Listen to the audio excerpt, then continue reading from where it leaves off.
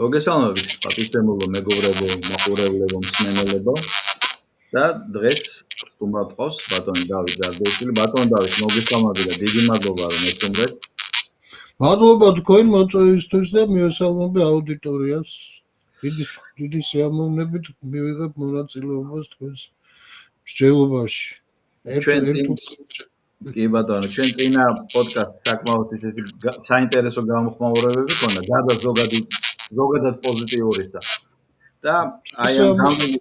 განვლილი პერიოდიდან რაღაცა დავაგულპაჟე, დავაჯამე კითხვები და მით უმეტეს ახლა მიმდინარე მოვლენები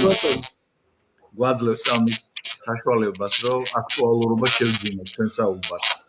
კი ბატონო, სასიამოვნო მოსასმენია თუ ინტერესი გამოიწვია და ვცადოთ და გავაგრძელოთ რა ვიცი, იქნებ რაღაცა სიმართლეს ვაგნოთ. მე მოხარული ვარ რომ თქვენ თანახმა ხართ. მადლობა. ბატონ დავით. ვეო. მოკლედ ამასინად ბატონ ზაზასთან მქონდა საინტერესო პოდკასტი და იქ ვახსენე რომ დონალდ ტრამპი 14 ივნისი, მერე 4 ივლისი, აგ ფეხბურთი და თითქოს ეს ის არის ამ ეიფორიამ, ამ სპორტულმა, ამ ორგანიზაციულმა დღესასწაულმა გადაფარა ის ძირითადი თემები და ამ დროს ძირითადი თემები საკმაოდ მნიშვნელოვანია და მე დავიწყებდი ჩვენ საუბარს იმით, რომ აი მაგალითად ნიუ-იორკის მაგალითზე ამჟამინდელმა ნიუ-იორკის მერმა მამდანიმ ესე იგი ძალისხმევა არ მოვაკლო, მცდელობა არ მოვაკლო, რომ ადგილობრივ არჩევნებში, აი წინასაარჩევნო ხმების დაგროვება და ასე შემდეგ, ადგილობრივ და კონგრესში და ასე შემდეგ და საკმაოდ ულტრამემარცხენე ძალები გაიყვანა. და მამდანიც იმიტომ უკავშირებენ ამ პროცესს, რომ თავად არის ამ ორიენტაციის პიროვნება. ახალგაზრდა შემართებით ამბობს, რომ იგი არის მუსლიმი, რომ იგი არის ემიგრანტი, რომ გასაგებია, კი ბატონო. ო და ასე შემდეგ და მოკლედ ეს ფონი შექმნა და ეს ხალხი გაიყვანა. და მსგავსი პროცესები არის დასავლეთ სანაპიროზე, კალიფორნიაში. კი ბატონო. იქაც ეგეთი ამბებია, მაგრამ აქვე ვატყობ ბატონო დავით, რომ სანამ ჩემპიონატი გახურდებოდა, კარპის მანიფესტი, რომელიც დამაფიქრებელი იყო, მე მას გავეცანი, მე ამას მოყვა ილონ მასკის აქტივობები და ასე შემდეგ და თქვენ როგორ ატყობთ, აი ეს რა მოძრაობა, ერთის მხრივ ულტრამემარცხენეობა, თითქოს რაღაცა როგორც კომუნიზმი და აქედან ეს ციფრული მამები შეტევა. დიახ, ეს გახლავთ სპეციფიური მდგომარეობა, რაც აღიწერება, როგორც ვთქვათ, მეტამოდერნის აი ფენომენოლოგია. მეტამოდერნი რა არის? ჯერ კიდევ 2010 წელს ორი ნიდერლანდელი კულტუროლოგი, კულტურის ფილოსოფოსი, ასე ვთქვათ, გამოვიდა ამ ტერმინით. პირველად მათ ახსენეს ეს ტერმინი. ეს იყო ტიმოთეუს ვერლმიულერი, ეგეთი და პლუს კიდე ასევე მისი კოლეგა, ისიც ნიდერლანდელი გახლავთ, რობენ ვანდერ აკერი თუ სწორედ ვახსოვს და აი ამ ორმა ადამიანმა შემოიტანა ეს ტერმინი და განმარტა, რომ მეტამოდერნი არის ისეთი ფენომენოლოგიური მდგომარეობა, რომელიც ხასიათდება ძალიან მაღალი ამპლიტუდის რყევით, ანუ ოსცილირებით. ესე იგი, მერყევი მდგომარეობაა. ეს არის მერყეობა ერთი მხრივ, აი ძველ მოდერნულ ენთუზიაზმს შორის რაღაც ენთუზიაზმით იწყებენ ადამიანები რაღაცა პროექტების, რაღაცა ნარატივების გამომზეურებას, გამოტანას ფართო სამსჯავროზე, პოლიტიკური პროექტების სახეს აქვს ამას. ერთ-ერთი კარგი მაგალითია 2010 წელს არის, ჩვენ თანამედროვეებში ნახეთ, როგორც აი მაგაა რა, ერთ-ერთი ენთუზიასტური პროექტი გახდათ, დაუბრუნოთ ამერიკას ძველი დიდება რა და მეორე, ესე იგი ამ ამპლიტუდის მეორე მხარეს არის კიდევ უფრო მეტად გამწვავებული ეს პოსტმოდერნული დესტრუქცია, ხო, რომელსაც შეიძლება ცალკე ტერმინიც მოუძებნოთ და ეს ტერმინი ახალი არ არის, უბრალოდ კარგად დაუწყებული ძველია და მას ქვია დეფენესტრაცია, ესე იგი ქართულად რო ვთარგმნოთ, ეს არის ფანჯრიდან გადაგდება, ფანჯრიდან გადაძახება, ანუ რა არის ეს პოსტმოდერნული ფენომენი? ეს გახლავთ რომ ნებისმიერი იდეა, აზრი, პროექტი, პროგრამა, ნებისმიერი ნარატივი მოკლედ იმ წუთასვე როგორც კი გამომზაურდება, მას გამოუჩნდება ხოლმე კრიტიკოსიც აღარ ქვია, ესე იგი გამოუჩნდება ოპონენტი, რომელიც ამას აი ფანჯრიდან მოისურვის, დეფენესტრაციას გააკეთებს, დასცინებს, მასხრად დაიგდებს და იმ წუთასვე ესე იგი ეს ფონად გაზდევს ეს ნებისმიერ ახალ მოძრაობას, ახალ მოვლენას და აი ეს მეტამოდერნულ ყევაში ვიმყოფებით და ეს თავის დროზე იყო კულტურული ფენომენი, ესე იგი დასავლურ კულტურაში შეინიშნებოდა ეს ლიტერატურაში, მუსიკაში, სახელოვნებო წრეებში ეს ასე ვთქვათ ეს ოსცილირება, ეს ყევა და შემდეგ ეს გადავიდა, რასაკვირველია, უფრო დიდი მასშტაბები მიიღო, გადავიდა ყველა სფეროში, მათ შორის ეკონომიკაში, პოლიტიკაში და პოლიტიკაში ეს ყველაზე უფრო ნათელი და მკაფიო დემონსტრაცია მეტამოდერნული ოსცილირებისა გახლავთ ბატონი ტრამპი, რასაკვირველია, რომელიც გამოირჩევა განსაკუთრებული ამპლიტუდით, ხო, პოზიციების, ასე ვთქვათ, ასეთი კალეიდოსკოპური ცვლილებებისა და ძალიან რთულია, რომ ის, ასე ვთქვათ, მოქმედებებში იმდენად არა, რამდენადაც რიტორიკაში რაიმე თანმიმდევრობა აღმოაჩინოთ და რაიმე სიმყარეს მოეჭიდოთ. თუ აი რა არის ბოლოს და ბოლოს ამ ადამიანის ასე ვთქვათ, საყრდენი რისი მიღწევა სურს და რა მდგომარეობის შექმნას ლამობს, არა? ეს რაღაც ძალიან დიდი გამოცანა რჩება და მთავარი, ესე იგი, ფენომენალური რაც არის, ეს არის მეტამოდერნი, ანუ ეს რყევა. და ეს რყევა ახლა მარტო ტრამპი ამას გამოხატავს, ხო, როგორც სუპერ სახელმწიფოს უდიდესი ძლევამოსილი ქვეყნის, ასე ვთქვათ, ლიდერი და ეს რასაკვირველია შეერთებული შტატებში ეს მდგომარეობა მთელ მსოფლიოზე აისახება, იმიტომ რომ შეერთებული შტატები რეალურად რო ვთქვათ, მიუხედავად იმისა, რომ თითქოს მსოფლიო წესრიგი იცვლება, ჰეგემონიზმიდან გადავდივართ, ასე ვთქვათ, მრავალკვანძოვან, მრავალპოლარულ სამყაროზე, მაინც რჩება უძლიერეს ქვეყნად და ჯერჯერობით ისევ არის მსოფლიო იმპერია და მეტროპოლია, ხო, მსოფლიო ცენტრია და გამომდინარე აქედან მოვლენები რაც შეერთებულ შტატებში ხდება, იმ წუთასვე ტალღებად ვრცელდება ხოლმე მთელ მსოფლიოში და თქვენ რაც ბრძანეთ ეს ასე ვთქვათ ეს მემარცხენე აქტივიზმის კიდევ უფრო მძაფრი გამოვლინება, ეს ნიუ-იორკის მერი იქნება, კალიფორნიის მოვლენები იქნება, ეს ვოუკისტების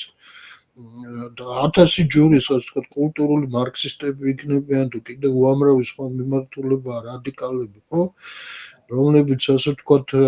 იყენებენ ამ მემარცხენე მიმართულების, ასე ვთქვათ, ძალიან გამძაფრებისათვის ამ უმცირესობათა უფლებების დაცვას,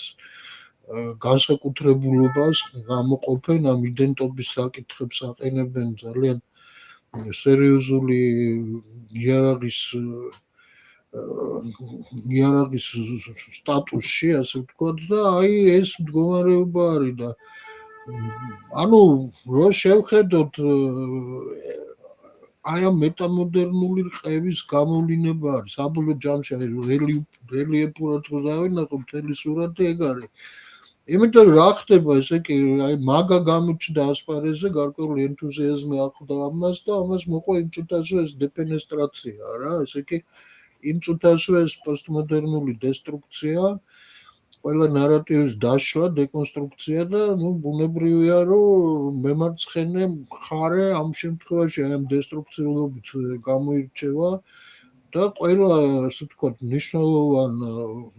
ღირებულებას რაც არის დამახასიათებელი აი ჯანსაღი ასე ვთქვათ მსოფლმხედველობისთვის ჯანსაღი მსოფლმხედისთვის არა ჩვენ ამას რაღაც კონსერვატიულ მიმართულებას პროსელ ტრადიციონალისტურ აი რაც ტრადიციულ ღირებულებებს ემყარება ქრისტიანულ ღირებულებებს აი ამ თვალსაზრისით ეს ულტრამემარცხენეები გამოირჩევიან ამ რადიკალიზმით და კიდევ უფრო ამძაფრებენ ამ ყევის მდგომარეობას და მთელი მსოფლიო ამ თვალსაზრისით ესე იგი არის ღრმა კრიზისში, ეს არის საზრისის კრიზისი, ეს არის გეოპოლიტიკური კრიზისი, ეს არის ეკონომიკური კრიზისი რაც გნებავთ სოციალური ურთიერთობების ასე ვთქვათ დაძაბვა და საბოლოო ჯამში აი ამ არამყარი მდგომარეობის სურათი გვაქვს რა ეთლიანობაში და ეს ყოველწუთიერად დასტურდება იგივე მაგალითად აგერ ეს თურქეთში მიმდინარე ანკარაში ეს ნატოს სამიტმაც კიდევ ერთხელ დაადასტურა რომ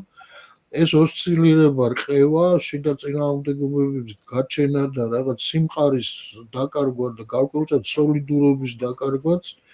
არის ნიშანი ეპოქისა აი რომელშიც ცხოვრობს და განსაკუთრებულად გჭირდება სიმტკიცე ნებისყოფა მოთმინება სიბრძნე რაც ყველა ისთვისება საჭიროა იმისათვის რომ გადარჩა ესეთ ტურბულენტურ მსოფლიოში აი ეს არის ძალიან ზოგადად გითხრათ ეს ჩემი დამოკიდებულება აი ამ საკითხების მიმართ ანუ ეს რაც არის ესე კი ეს პოლარიზაცია ხო შეერთებულ შტატებში არა ესეთი ეს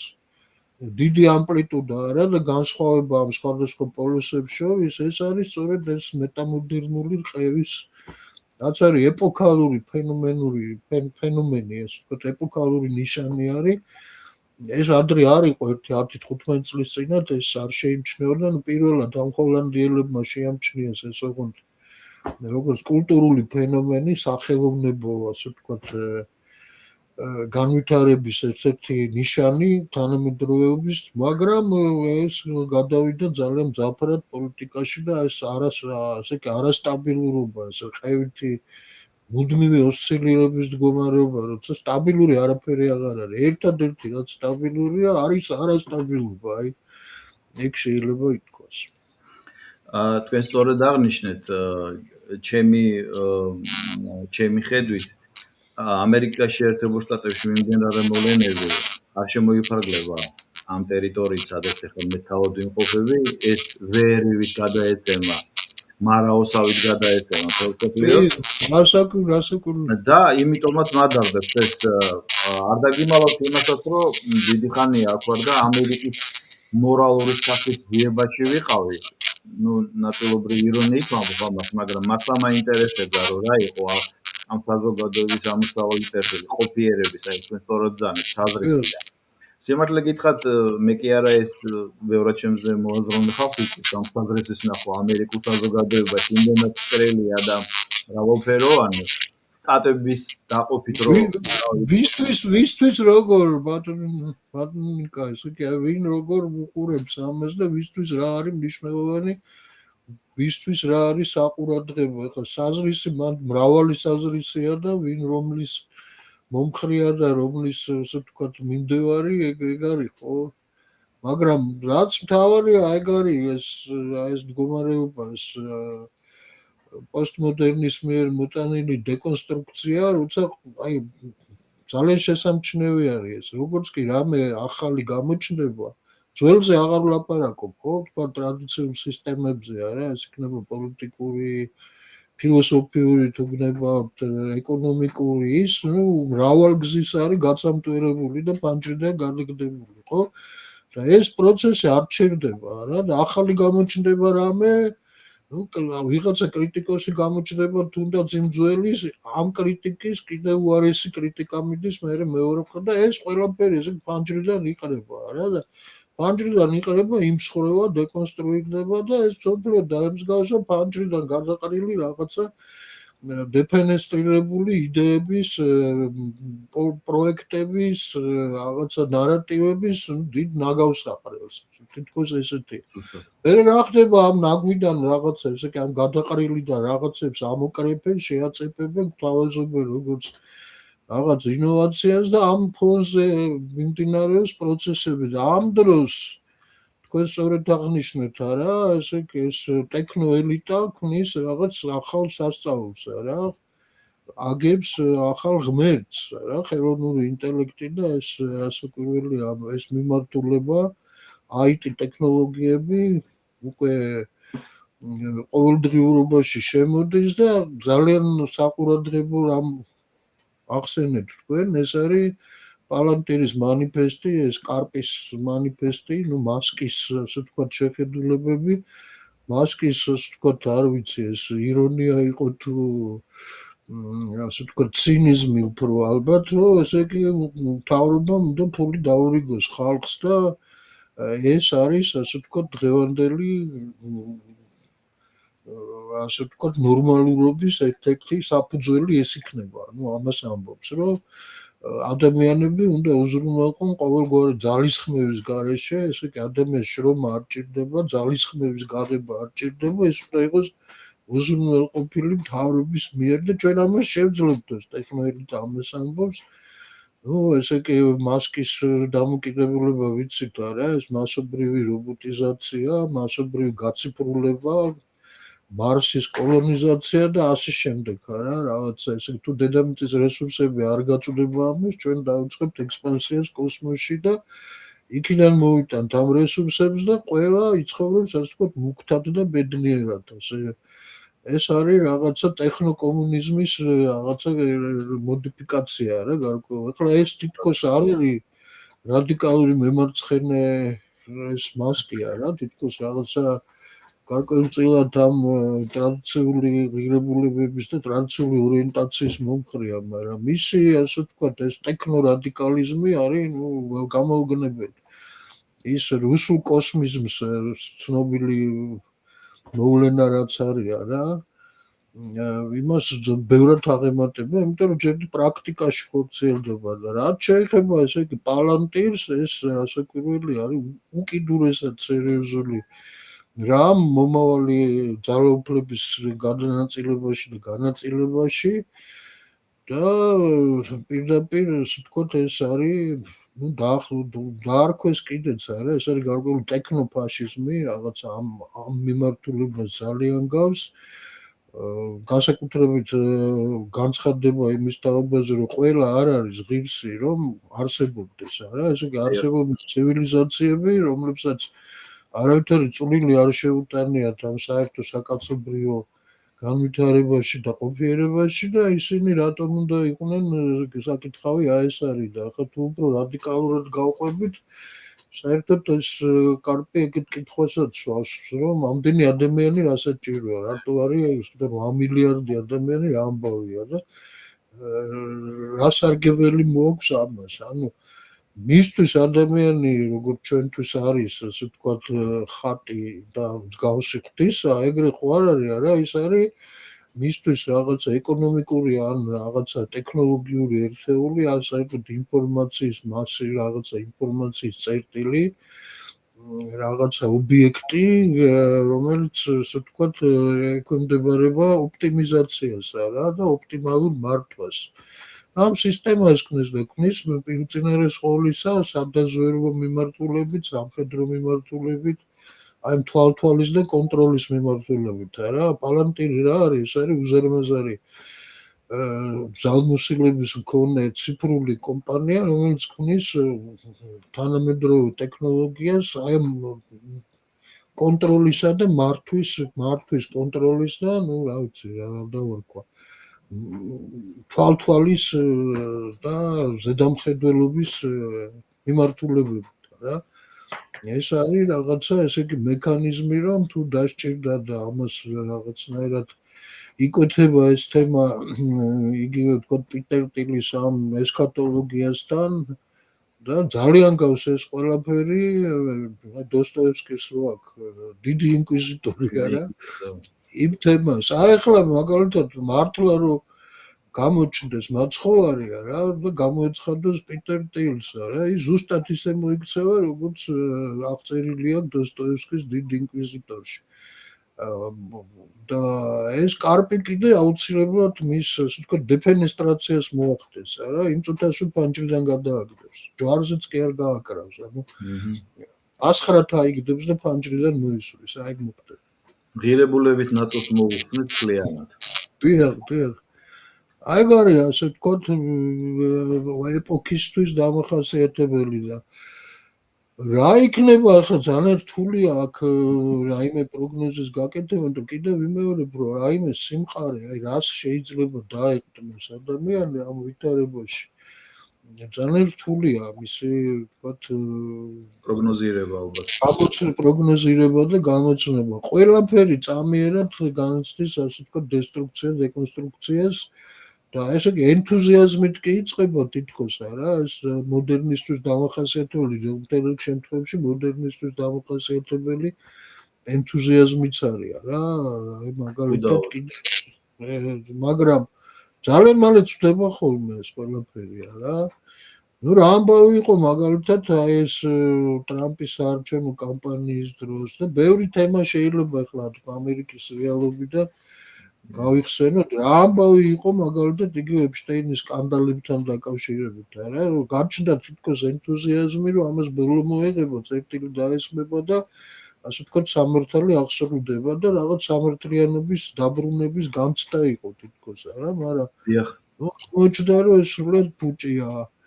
ამას მოყვა რაღაც გასაოცარი ესე იგი აი რომელიც აი ძალიან ნიჰილისტურად გაგაწყობს არა ადამიანს აბსოლუტურად უაზროუმი თითქოს ერთი შეხედვით უაზროუმი ირანთან არა რომელსაც ნუ აშკარად ესე იგი მალავენ თითქოს მაგრამ აღარც მალავენ ეს რომელსაც აშკარად თითქოს ესქატოლოგიური შინაარსი აქვს და უკავშირდება აი ამ დისპენსაციონალისტების ასე ვთქვათ მოლოდინებს მეორედ მოსვლის თაობაზე და რაღაც უცნაური პოლიტიკური პროექტის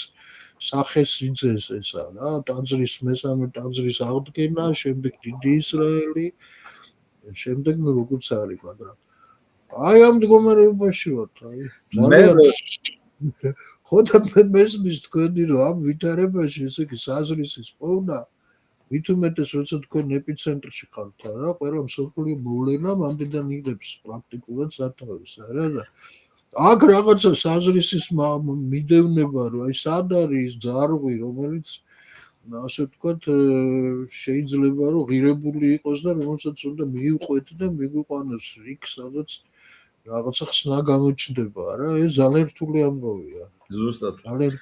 და მე ეპშტეინის ფაილები რომ გამოაშკარავდა მაშინ მინდოდა გამეკეთებინა მსგავსი პოდკასტი ანუ ამერიკის შეერთებული შტატების მორალური სახე იმდენად განვიცადა ეს ყველაფერი თუმცა ამაზე საუბრობდნენ მაგრამ ესე რომ ღიად გამოაშკარავდებოდა სამი ფაქტები რაც დაიდო და კიდე რამდენი რამ არ დაიდო ხო ძალიან მსურდა ნუ მე უამრავი სხვა თემა წამოეწია როგორც შემძანეს ხო და როგორც ჩანს რთული იქნება ამ მორალური სახის გამოყალიბება მით უმეტეს რომ მე ხლა ვიმყოფები ნიუ-იორკში მსგავსი სიტუაცია კალიფორნიაში მაგრამ ეს ეგრეთ წოდებული შუა ხაზი ამერიკის შეერთებული შტატების მით უმეტეს სამხრეთი იქ მე როგორც ვიცი ჩემი მეგობრები ხშირად დადიან იქ განსხვავებული სიტუაცია მეგობრებს არ მიწევს იქ რიგინიზებებიდან მაგრამ იქ სხვა სიტუაცია იქ როგორ არის იცით ბატონ დავით რომ ესე იგი კათოლიციზმზე ვერ დავდეთ თავს მაგრამ სამხრეთ ამერიკელების მოზღვავება მის შეიტანა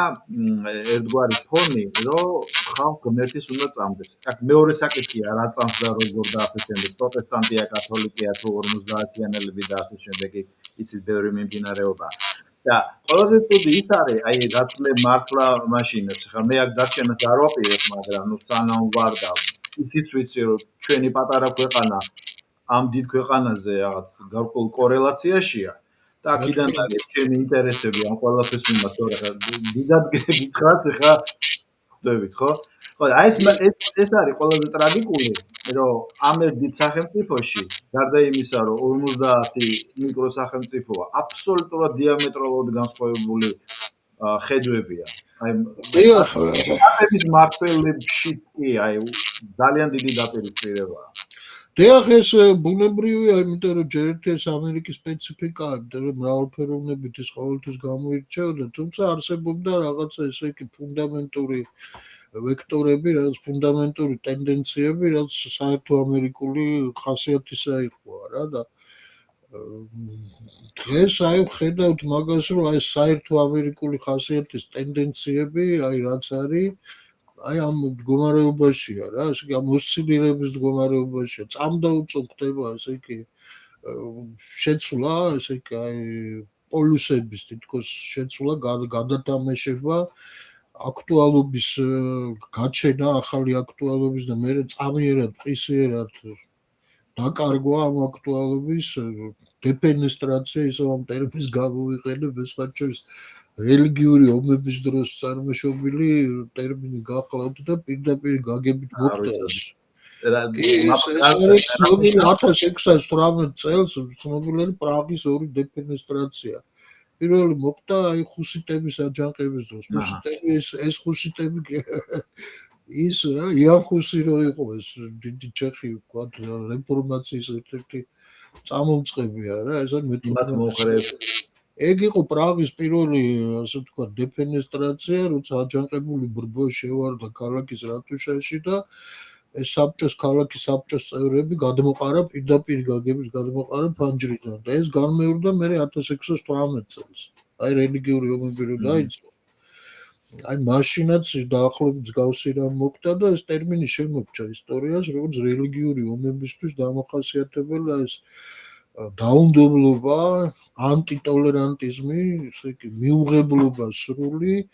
და ესე ვთქვათ მტრის ბოლომდე დემონიზაცია და მისი განადგურების ძაფრი ჟინია ასე ვთქვათ ფანჯრიდან გადაგდების რომ ესე განხილვასაც კი არ ექვემდებარება ისე გადაგაგდებენ რა აი თითქოს არავითარი ღირებულება არ არის არც ეს ეხება როგორც ეს ვთქვათ რაღაც გარკვეულ თხრობით ნარატივებს, ისე პოლიტიკურ ქმედებებს, ისე იდეოლოგიებს მთლიანად ზოგადად და ამ შემდეგ.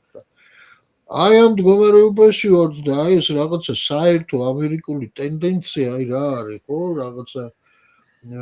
თუნდაც ეს ღირებულებითი ნაწილი იყოს, თუნდაც სამართლებრივი სისტემის ნაწილი იყოს, აი ეს თითქოს იკარგება რა, აი რაღაცა ამ არამყარ ვითარებაში ვართ, ამ დიფუზურ მდგომარეობასაც ეძახიან ამას, როცა ხდება ერთმანეთში ისეთი რაღაცების შერევა, რაც არ ირევა რა, წყალი და ზეთი როგორც არ ირევა, მაგრამ მაინც ესე იგი ძალით ცდილობენ ეს აურიონ და შეურიონ და ამერიკა დღეს ამას გავს. მე ახლა თქვენ უკეთიცით მე ამას გარედან უყურებ და ცხადია რომ ჩემი ხედვა გარკვეულწილად არის დეფორმირებული ესე გარედან ისე არ ჩანსა რა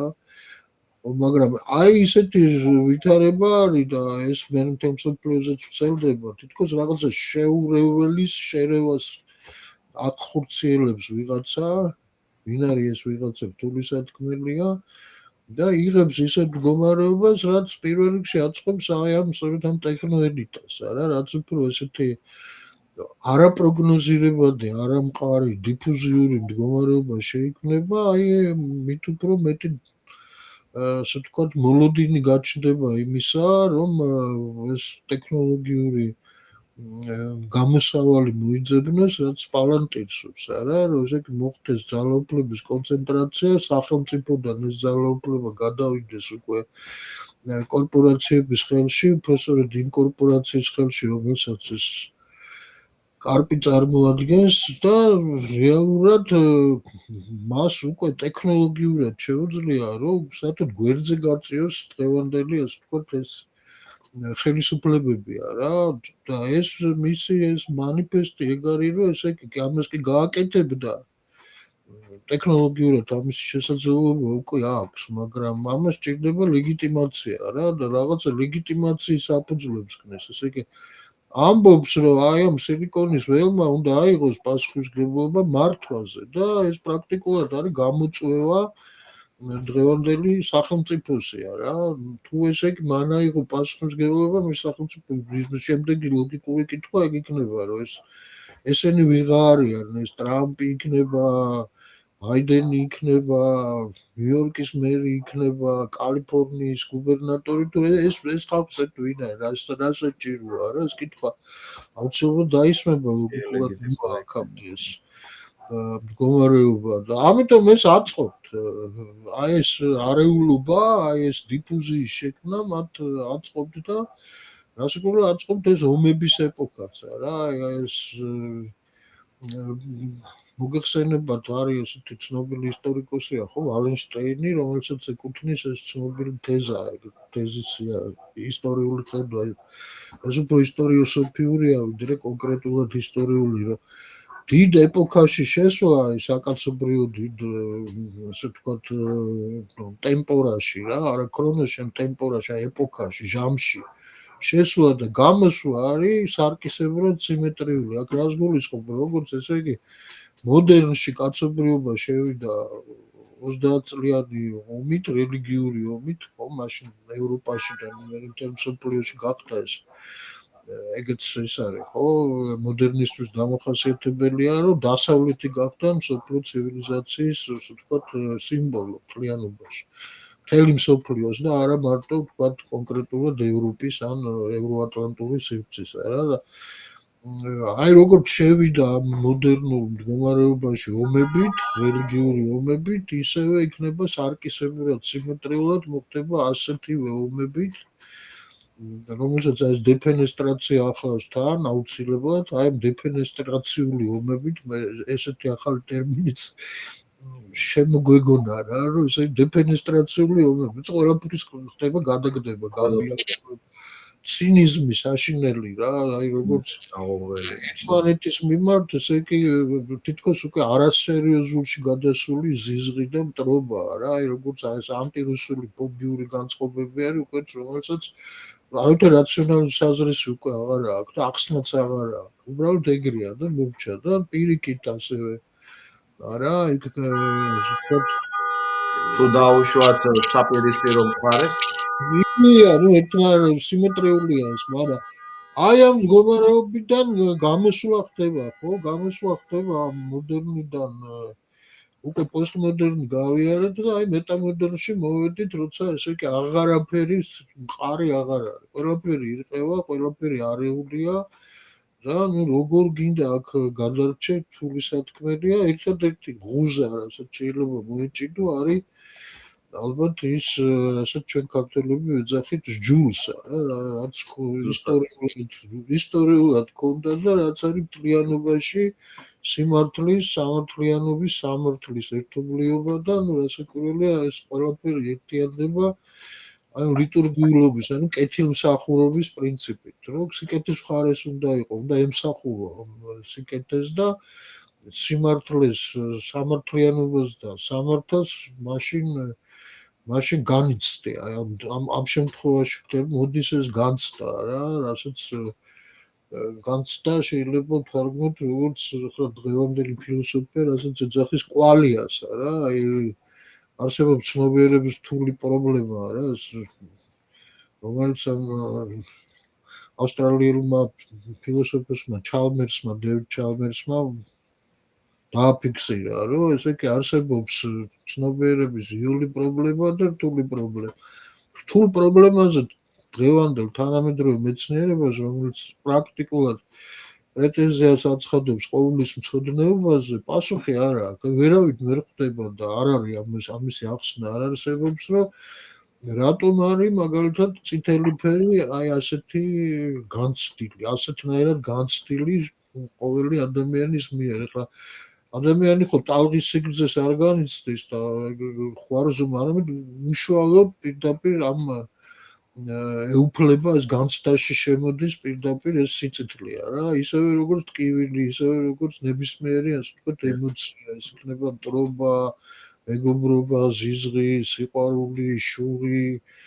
პირიქით ასე ვთქვათ სოლიდარობა და ასე შემდეგ რა, და ეს განცდა რა, ესე განცდა ქართული სიტყვა ძალიან კარგია ამ შემთხვევაში, გეუბნება რომ შენ ცდაშივე ხარ, ესე ცდაშივე, ესე ცდის გარეთ კი არა ხარ, ცდაში თანამონაწილე ხარ და ამის ნაწილი ხარ და თან ამას განიცდი, ანუ ამ ცდას ორნაირი თვალსაზრისით უნდა შეხედო, ერთი როგორც ამას უყურებს თქვათ რაციონალიზმი, რომ ეს ყველაფერი არის ასე ვთქვათ გამოთვლადი, პროგნოზირებადი, როგორც ნიუტონის მექანიკაა რა, რომ ესე იგი იპოვო შენ რა მექანიკის ძირითადი ამოცანა ნიუტონის ხედვით, რომ დროის ყოველ მომენტში იპოვო მატერიალური წერტილის, სხეულის მდგომარეობა, რა მდებარეობა კოორდინატთა სისტემაში. მას მიაჩნდა, რომ ეს კოორდინატთა სისტემა ერთია, აბსოლუტურია, ურყევია და დრო მიედინება, ასე ვთქვათ, ხაზობრივად ერთი მიმართულებით. აინშტაინმა ეს პირას დააყენა, რა თქვა, რომ ასე არ არის, ფარდობითია ეს, რელატიურია. რა დროც და სივრცეც და შემდეგ კვანტურმა მექანიკამ საერთოდ ბოლო მოუღო ამას თქვა ნიუტონის ოცნებას რაიმე პროგნოზირებადობის შესახებ როცა თქვა რომ სუპერპოზიციაშია პრობლემა ესე იგი სამყარო არის სუპერპოზიციაში ეს მეტამოდელთანაც დავკავშირდით არა ანუ ესე იგი შრედინგერის კარტა ერთდროულად ცოცხალიც არის და მკვდარიც გააჩნია დამკვირვებლის პოზიციას გააჩნია და აი მივედით ამ ესე ეს ხო აზროვნებაში შემოვიდა რა აინშტაინი შემოვიდა აზროვნებაში ეს რელატივიზმი შემოვიდა ეს კვანტური აზროვნებაც ანუ ეს სუპერპოზიციის ასე ვთქვათ ელემენტებია რა ლოგიკაში შემოვიდა ეს რა და დაეუფლა ადამიანს მივედით ამ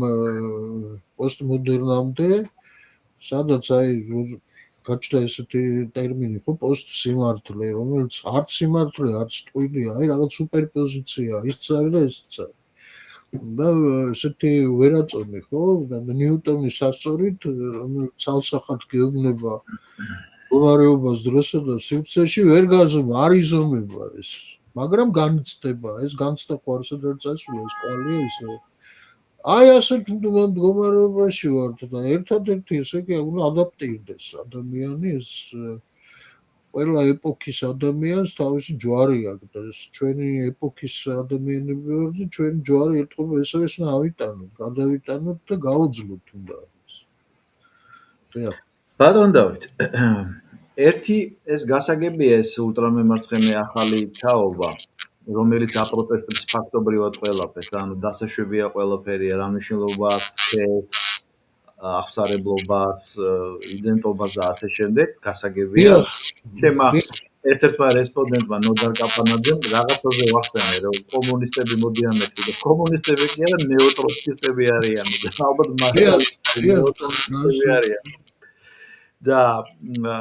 ეს ფლანგი გადავდოთ ისიც გასაგებია, ანუ დიაგნოზი მეტნაკლებად დაუსვით, მაგრამ ეხლა ამ ციფრულ სამყაროში რო გადმოვიდეთ, ჯერ მახსოვს პიტერ ტილის თქვათ ესეთი ნააზრევი ღმერთი ღმერთი ანუ ანტიქრისტე თან ვიცით რა მისი პირადი ცხოვრების დეტალები თვითონ არ მაღალს და ამიტომ ასე შემდეგ ამას წამოეწია კარპი თავის პალანტირით და ასევე ვიცით კლასიკური აზროვნების მეტნაკლებად აქ ამერიკაში ეძახიან straight-ებს ანუ ჰეტერომიმართულების აზროვნების მამაკაცი რომელიც არის ილონ მასკი და აი აქ როგორ შეიძლება რომ აი ეს აზრობრივი ძახი მოხდეს და ყველაზე მნიშვნელოვანი ჩემთვის ისიც რა არის რომ ამჟამინდელი ვიცე-პრეზიდენტი ჩემთვის მე ნამდვილად მესიმპათიურებოდა სანამ მე გავიგე ვისი კანდიდატი ხო და აი ამ ქაოსს აქ ლოგიკური ამოხსნა თუ ესეც უბრალოდ უნდა არა ესეც აი ნახეთ ესეც არის სწორედ ესე იგი დიფუზიაზე რომ მოგახსენებდით რა ესე იგი შეურევლის შერევაა რა ეხლა სად მაგალითად ჯეიდი ვენსის ასე ვთქვათ პროფილია რა პიროვნული ვთქვათ მახასიათებლები და სად პიტერსისა რა რანაირად შეიძლება რომ ეს ორი ადამიანი იყოს ერთი ძირიდან გამოსულია რა ნუ თითქოს წარმოუდგენელია ეს მაგრამ ნუ ასეა რა ეხლა ჯეიდი ვენსი თუ ეს ნიღაბი არ არის ესე იგი ცდილობს რომ იყოს კარგი კათოლიკია რა იმდენად კარგი კათოლიკია რომ რომის პაპზე მეტად კათოლიკეც კი იყოს რა ამას ცდილობს და პიტერ ტილი თან კათოლიკია ეს არის ძალიან გამოუგნებელი ამბავი რა თან კათოლიკია და თან ესე იგი რა ვიცი რა პირდაპირ ეწევა ცოდვის აპოთეოსში ესე იგი რაღაც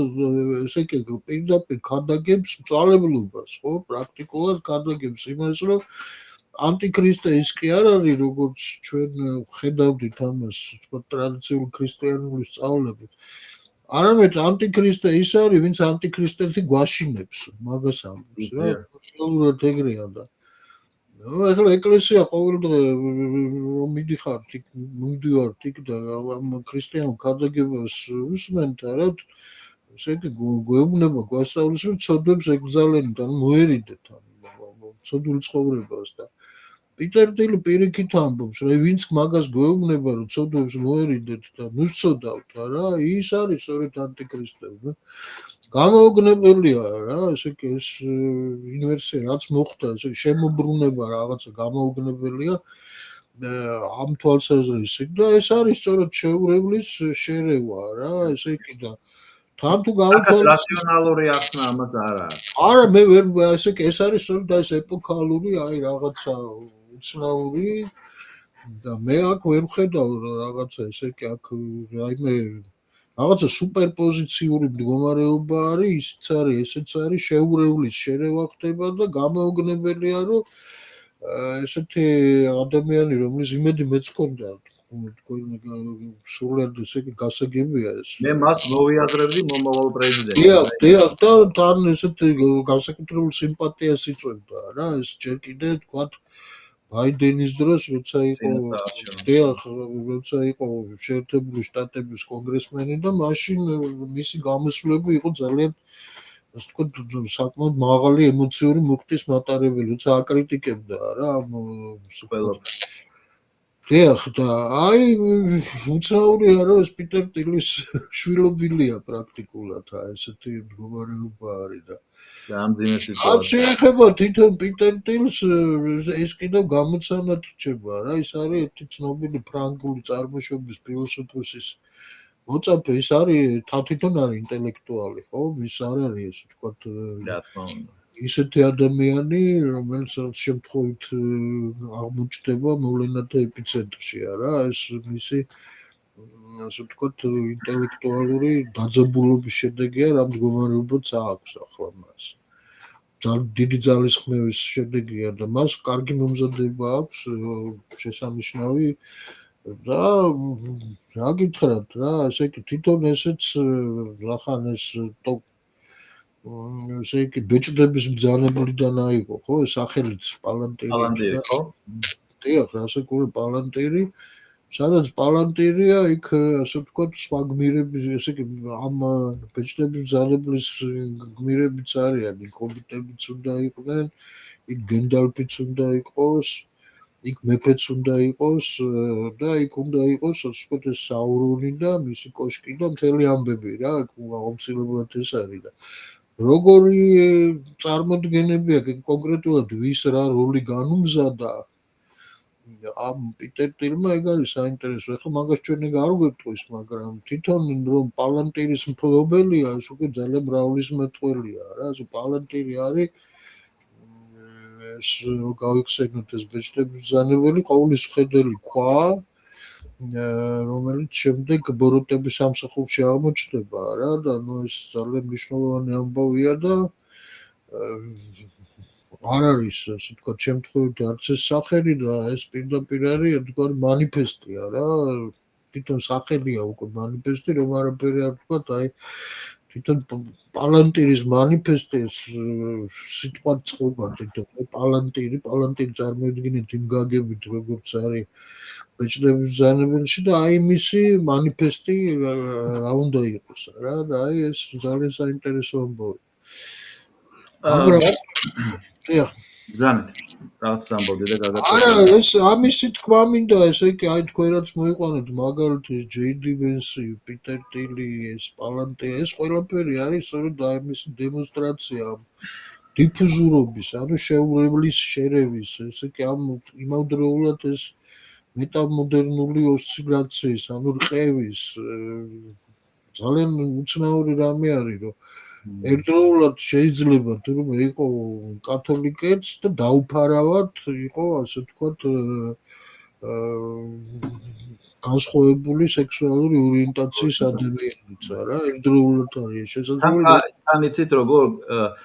აგრესიული კაც მოძულე კი ემა, უბრალოდ იმის დეკლარირება, რომ ამდენი არ უნდა ვიყოს, არ ვარ საჭირო. კი, არა, ეს როგორ ფორმულირებას ხოვეს რა, რომ არა, ეს არის ესე კი თავი დასაბუთება არის, მან ალგორითმული დასაბუთება არსებობს. ასე ვთქვათ, ორი საწყისია რა, ერთი შეიძლება იყოს ლიტურგიული და მეორე ალგორითმული. ესე კი ალგორითმული გათვლაზე და რაციონალურ ცნობაზე დამყარებული რაღაცა მიზანშეწონილობა და მეორე არის ყოველგვარი რაციონალობის გარეშე არა რა თქმა უნდა, მაგრამ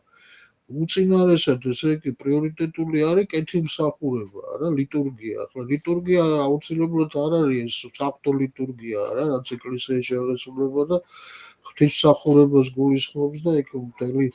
საიდუმლოებებია რა, მისტიკა არის ჩართული, საიდუმლოა ესა და არამედ ყოველდღიურობას ნიშნავს ეს, ყოველდღიურ მსახურებას, როცა ადამიანი თავის ცხოვრებისეულ გზას გადის, ის ყოველთვის ემსახურება, ну, თუ ის ასე ვთქვათ, კეთილმსახური ადამიანია, ну, თუ ის წესიერი ადამიანი, მოკლედ რო ვთქვათ, ემსახურება თავის ოჯახს, თავის მეგობარს, თავის მეუღლეს, თავის შვილებს, რასაც ქვია ემსახურება საბოლოო ჯამში ასევე თავის ქვეყანას და რა თქმა უნდა ღმერთსაც ამითია რა და ან თუ გაჩნია რა ცხოვრების გზას იმითო იყო ადრე ხო დეფინიცია იყო ერისკაცი იყო რომელიც ღმერთთან მიდიოდა და იყო დიახ ღმერთთან მიდიოდა რა თქმა უნდა ასეა და აი ეხლა ეს როცა ეს ლიტურგიულობა უკვე ბოლომდე არის დეფენესტრირებული ესე იგი კეთილმსახურება ესე იგი მასხრად არის აგდებული ცინიზმის ობიექტი გახდა რომ შენ ემსახურო მხოლოდ ჩვენ თავს რა ეს არის რა ეს კულტურული მარქსისტების ასე ვთქვათ იდენტობის ასე ვთქვათ მთელი ფილოსოფია ამაში მდგომარეობს რომ რატომ უნდა გაითვალისწინო შენ სხვისი აზრი საკუთარ ცოდვებთან დაკავშირებით და შენ ყველაფერს შენ თხარ შენ თავის ღმერთი უნდა მოიქცე ისე რომ ყველა სურვილი დაიკმაყოფილო არაფერი არ უნდა გაინტერესო შენ ხარ გამსაზღვრელი შენივე იდენტობის რა არის შენთვის ცოდვა და რა არის სიკველი რა არის ბოროტება და რა სიკეთე ეს შენ ახარ დამდგენი ამის ადამიანი არის ყველაფრის აზომი და ამიტომ შენ თავს შენ თვითონ განსაზღვრავ ამას აი ამაში მდგომარეობს ხო ეს ასე ვთქვათ ეს ამბოხის ძირია რა ამაშია და ნუ რატო არიან ეს ნეუტროცკისტებს იმიტომ მეძახიან რომ ეს არის ასე ვთქვათ მუდმივი ამბოხება რა ტროცკის თეორია ეგ არის მუდმივი რევოლუცია ეს არ სრულდება მუდმივად უნდა ახდე მუდმივად უნდა გააუქმო აწყო მომავლის სახელით ესეა და წარსული ისედაც აწყოთია გაუქმებული და აი ეს მიმართულება არის და საბოლოო ჯამში ეს მიდის დროის მანკიერება ხო ცნობილი არის რა ესე იგი აწყო იმდენად მოუხელთებელია რომ ვერ ვილაპარაკებთ მასზე წარსული უკვე არ არსებობს მომავალი ჯერ არ არსებობს აბა რა არსებობს ამიტომ ესე იგი დროის გაგება სხვადასხვანაირად არსებობს ესე იგი ჩვენ ვლაპარაკობთ ეს წუთიერ დროზე ხო ქრონოსზე არსებობს ტემპორა ანუ ჟამი მთლიანობაში რა და არსებობს კიდე კაიროსი ანუ საღვთო დრო ესე იგი ეს მარადისობაში უჟამო ჟამია რა და იქ სხვადასხვა დამოკიდებულებები გაჩნია რა პოზიციიდან უყურებ ამას და აი ამ მდგომარეობაში ვართ რომ ესე იგი ეს წუთი სოფლის ასე ვთქვათ კულტად ქცევა ხდება და წუთი სოფლის ნებებისა რა და მეორე მხრივ არის ესე იგი ეს კეთილმსახურებითი ასპექტი რა ასე ვთქვათ რომელიც ადამიანებს ამოძრავებს და რასაკვირველია ამას უპირისპირდება ეს ალგორითმული აზროვნება, ალგორითმული ნარატივები, ეს ალგორითმი რა არის, ყველაფერი ექვემდებარება ოპტიმიზაციას, დათვლას, გამოთვლას და უნდა ვიპოვოთ, ყველაფერი დავიყვანოთ აი ამ ალგორითმულ, ესე იგი მათემატიკურ ამოცანამდე, მათემატიკურ ლოგიკამდე და ლოგიკურად გადავწყვიტოთ ეს. ყოველგვარი, ასე ვთქვათ, რაიმე განცდის გარეშე. განცდისგან უნდა გათავისუფლო და მიხვიდე ესე იგი დათვლაზე. მათი დათვლა. სივ გამოთვლებამდე უნდა მიხვიდე და ამას ცდილობს ხო ეს პალანტირი რომ ყველაფერი გამოთვალოს, ყველაფერი დათვალოს და კვალია, ანუ განცდა გააქროს ესე. და მივიდა იქამდე რომ აგერ ირანში გამოყენებული იქნა უკვე ეს სისტემები და უკვე იძახიან არ ვიცი თქვენთან ამან როგორი გამოხმაურება პოვა რომ აი საშნელი ფაქტი როცა ესე იგი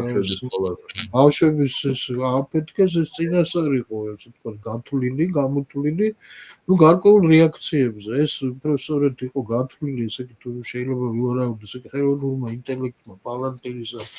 დათვალა რომ ეს მეცარგებელს მოიტანდა იმიტომ რომ დააშინებდა ფანატიკოს მოწმუნეებს რომ აი ნახეთ აი ფანატიზმს რა საშინელი სასჯელი მოსდევს რა ბავშვებს სადაც კი ხოცავენ და ჩვენ რას გვიზავენ აი რაღაც ესეთი ეგ არ ვიცი რანაირად კი ბატონო, პალანტირის რეაქციას აქ როგორი განმარტება ქონდათ ისთვის, რომ ამერიკის შეერაგებული ძალები არ დაუშვებდნენ სკოლაზე იერის მიტანას, ეს გააკეთა ხელოვნურმა ინტელექტმა და ფაქტობრივად პალანტის მიაწერეს, მაგრამ აი ეს განმარტება ხელები შეაწმინდოს ხო, ხელები შეაწმინდოს, მაგრამ ის განმარტება რაც ემძანებს ბუნებრივია ეს არ გაჟღერდება ახლა მედიაში. არა, გასაგებია, ამოწადებულია. მან დარი ესე კი აქ ორმაგი რაღაც ესე კი შიდა მოხმარებისთვის ყველას ბრძანეთ ეგ ვერსიაა, რომ ხელოვნურმა ინტელექტმა შეიძლება რომ შეცდომა დაუშვას და აქედან გამომდინარე სამხედროები უცოდველები არიან, მაგრამ მეორე ესე კი სინამდვილეში ეს ხდება შენიღბვა იმისა, რომ ეს იყო კარგად გათვლილი, ასე ვთქვათ, ალგორითმული ოპერაცია და ეხლა რაზე ამითი რა არის ეს ბავშვები კი გასაგებია საშინელი მაგრამ თვითონ ის ფაქტი ეხლა გუშინ წინ დამარხეს ხო უბრალოდ დაგრძალეს წესი აუგეს თავისებურად ეს მათი სულიერი ლიდერი არა და თვითონ ეს დეკაპიტაციის აქტი რომელიც ყოველგვარ ადამიანურობას მოკლებულია და ეს თლიანად ეწინააღმდეგება პოლიტიკის ისეთ ტრადიციულ გაგებას, როგორც ქონდა მაგალითად კარლ შმიდტსა რა, პოლიტიკური თეოლოგიის ძალიან საინტერესო რამ არის ავტორს. რატო არის პოლიტიკური თეოლოგია, ეგეც მე ვთქვათ, მაგრამ თავი მან ეგ არის, ესე იგი ადამიანურობა არ უნდა დაკარგოს პოლიტიკას. მტერიც რო ადამიანი ეს არასდროს არ შეიძლება რომ პოლიტიკოსმა დაივიწყოს. თუ ის მტერს წარმოიდგენს, ესე იგი მოახდენს სრულ დეჰუმანიზაციას კი ადამიანობის ყველა ატრიბუტს ჩამოაშორებს მტერს და ის გახდება ან რაღაცა საინფორმაციო მონაცემი ან კიდე რაღაცა ობიექტია რა ის რასაკვირველია პოლიტიკას დაცლის ყოველგვარი პოზიტიური შინაარსისგან და აქცევს მას აი მესქატონის ანუ ჟამთა დასასრულის იარაღად მეტი არაფერი ამ ესე იგი კარლ შმიდტი პოლიტიკურ თეოლოგიას ეძახის რატო თავის თეორიას იმიტომ რომ ის ამბობს რომ სეკულარიზებული სახელმწიფოს ეს მოდერნული სახელმწიფოს ყველა ძირითადი ცნება თავისი არსით მაინც რელიგიურია თეოლოგიურია ხო უბრალოდ ესე იგი მერტი ჭრილებს გარეთ იქნა ჩასმული რაციონალიზმის მიერ და გარეთ გატანილი არა როგორც მაგალითად ლაპლასმა ნაპოლეონს უთხრა რომ ნაპოლეონი რომ არ უკითხა რომ ნაპოლეონი ძალიან ჭკვიანი კაცი იყო და ყველაფერს კითხულობდა და ეს ლაპლასის ასტრონომიაც წაიკითხა და იკითხა მე რომ ყველაფერი გავიგეო აქ მაგრამ მერტი სად არის რატო არ არის ეგ არ დამჭიროებია ბატონო დარჩი მე რაში მჭირდება მერტი გამოთვალა მარტივად ხო რა ჭრილებში ჩასვა და არაფერი ეს გაიტანა გარეთ და მარტო გათვლაზე და გამოთვლაზე დავიდა ეს ყველაფერი და კარლ შმიდტი მაგას ამბობს რომ ესე არ არის იმიტომ რომ არსებობს ეგ ყველა სინამდვილეში აი სუვერენი თამაშობს ეს თქო სეკულარულ სისტემაში ის არის ერთგვარი ღმერთი არა რომელიც წყვეტს საგანგებო მდგომარეობას კარლ შმიდტი ამბობს მაგას რომ სუვერენი არის ის ვინც საგანგებო მდგომარეობას წყვეტს ესე იგი უჩვეულო რეჟიმს სასწაულს ახდენს სასწაული ესე იგი სასწაულის ტოლფასი რაც რელიგიაში არის სასწაული პოლიტიკურ თეოლოგიაში გარს საგანგებო მდგომარეობის გადაწყვეტა სასწაული ხდება და ამას სუვერენის ჩადეს თუ მას ეს უნარი არ აქვს ის სუვერენი არ არის ну ესეა და აქ ну თავარი არის რასაკვირველია ამ პოლიტიკურ თეოლოგიაში მტრისა და მეგობრის ასე ვთქვათ ერთმანეთისგან გარჩევა პოლიტიკის ერთ-ერთი თავი თემა ეგ არის მაგრამ ეს არ უნდა გავიდეს ადამიანობის ფარგლებიდან და საზღვრებიდან რომ პოლიტიკას კონდეს აი ეს დანიშნულება რაც იმთავითი აქვს რა ეს არის კატეხონის შექმნა ანუ წესრიგი დაიცვას გარკვეული ნომოსი შეინარჩუნოს ნომოსი რომ თარგმნოთ ქართულად ეგ არის ყველაზე უფრო მეტად შეესაბამება რაც ჩვენ აი ეს ჯულს ვეძახ ანუ ეს ჯული შეინახოს ესე იგი აი ეს არის ერთ-ერთი მთავარი ნიშნულობა ამ პოლიტიკისა და ცხადია რომ დღევანდელი ვითარება ამას მთლიანად ყირაზე აყენებს და ეს დეკაპიტაციის აქტი არის ყოველგვარ ადამიანობას მოკლებული და არ უნდა გვიკვირდეს რომ ისიც გათვლებით არის, ალგორითმულად არის გამოყვანილი, გარკვეული ბიზნეს შეწონილობიდან გამომდინარე და ისევე იმ ბავშვების დახოცვაც შესაძლებელია, ახლა ამას ზუსტად არ ვიცი, ვერ ვიტყვით. თუმცა ბატონო, მე ვთქვა, რომ ეს შეცდომის ბრალი იყოს, და ეჭვი გაქვთ რომ შეცდომა იყო, ეს გათვლილი იყო. არა, პირიქით ეს არ იყო შეცდომა, იმიტომ რომ ესეთი ოპერაციების დროს მსგავსი შეცდომა შეიძლება, უბრალოდ ვერ დავუშვება ეს შეცდომა. რატო თავ თვითონ არ გაიწეს თუ შეცდომა იყო, ან რაღაცა ხო, ელემენტარულად. აი მაგალითად, როცა ბელგრადს ბომბავდნენ და ჩინეთის საელჩოს რომ მოხდა და სვერტლის რო იყო, ის გერარო შეცდომა იყო. იქ შეიძლება, მაგრამ ეხლა უკვე ვერ დავიჯერებ ნამდვილად. ბატონო დავით, სანამ ბოლო შეკითხვაზე გადავალ, მე იცით რომ ტრადიციულად საქართველოს ვასრულებ და ერთი თქვენი აზრი მაინტერესებს, მოგწერეთ კიდეც. სად იყვნენ ეს ახალგაზრდაობა ციფრული მამებისა, როცა იყო დავოსის თავყრილობა, რომელიც იყო ეკონომიკური ფორუმი, ჩვენ გვახსოვს. კი ბატონო, ეგ კლაუს შვაბი გვახსოვს, მე მისი ახალგაზრდა მეგობარი ჰარარი, რომელმაც კამინაუთი საკმაოდ გვიან პერიოდში გააკეთა, ანუ თითქოს სამყარო ხელახლა აღიქვა და ჩვენ მაშინ ამას უყურებდით როგორც ეკონომიკურ ფორუმს. ნუ ყოველ შემთხვევაში მე, იმიტომ რომ ახალგაზრდა ვიყავი, როცა ეს ყველაფერი დაიწყო. მაგრამ შესაძლოა რომ აი ამ ყველაფერს რაც ახლა ამერიკის შეერთებულ შტატებში ხდება და ცდილობენ რომ გაავრცელონ სოფლიოზე საწყისი დავოსი იყო თუ ეს გადამეტებული არა რასაკვირველია ერთ-ერთი შენაკადი მთელი ამ პროცესისა აი ამ რასაც უკვე ესეთი მეტამოდერნული დიფუზიამდე მიგვიყვანა რა რასაკვირველია ეს დავოსის ფორუმიც არის ისიც ხო მოქმედებდა თქვა თითქოს ეკონომიკური ბიზნეს შეწონილობები და მისი ასე ვთქვათ ინკლუზიური კაპიტალიზმი სადამდესაც საბოლოოდ მივიდა რა ეს გახლავთ გარკვეული რაციონალიზაცია სისტემური რაციონალიზაცია ასე ვთქვათ ცივილიზაციური პარადიგმისა რა როგორ შეიძლება რომ ეს კაპიტალიზმი გადარჩეს ან გადავიდეს ისეთ ფორმაში რომელსაც მეტი სიცოცხლის უნარიანობა ექნება იმიტომ რომ კრიზისის ახეზია და ვხედავთ ამას ეს იყო ერთი სტადია ამ დავოსის განვითარების. ნუ მეორე სტადია უკვე როცა ჰარარი მოვიდა შვაბის მოადგილედ, იქ უკვე ეს იყო უკვე ასე ვთქვათ ტრანსჰუმანისტური კონცეფციებია რა. ჰომო დეუს რო დაწერა ამ ჰარარიმ, მან თქვა რომ ეს კი ადამიანის ისტორია და მართლა დამთავრდა, როგორც ფუკუიამამ მან თქვა, უნდა დაიწყოს რაღაც ახალი დიდი გადატვირთვა უნდა მოხდეს ეს შვაბის წიგნია რესეტ ხო და არ ყვა ეს COVID-19 ესე კი ამის მექანიზმად უნდა წარმოდგენილი რომ ეს არის შესანიშნავი შანსი რომ ეს დიდი რესეტ მოხდეს ანუ ესე იგი გადატვირთვაც არის რესეტ არის რო ჩამოიყრება აი პროგრამა განულებას უფრო ნიშნავს განულებას ვიდრე ესე იგი ეს რესტარტი ხო არ არის ეს რესეტა ესე იგი ის რაც აქამდე იყო უნდა დეფენესტრაცია შესანიშნავია ესე იგი ეს უნდა გადავაგდოთ უკვე ეს აღარ ვარ გასული ხო და ამ ხარარიმ შემოიტანა სწორედ ეს ტრანსჰუმანური იდეები რომ ადამიანი უნდა გადავიდეს ახალ განზომილებაში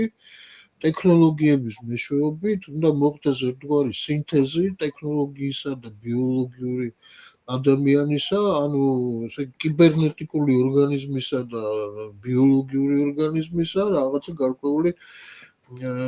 ჰიბრიდი უნდა შეიქმნას და იმისი არის მომავალი. ასეთი შეხედულებები იყო. რასაკვირველია ეს დავოსის ფორუმი უკვე ასე ვთქვათ აღარ არის იმდენი მნიშვნელობა მას აღარ აქვს დღეს რაც ქონდა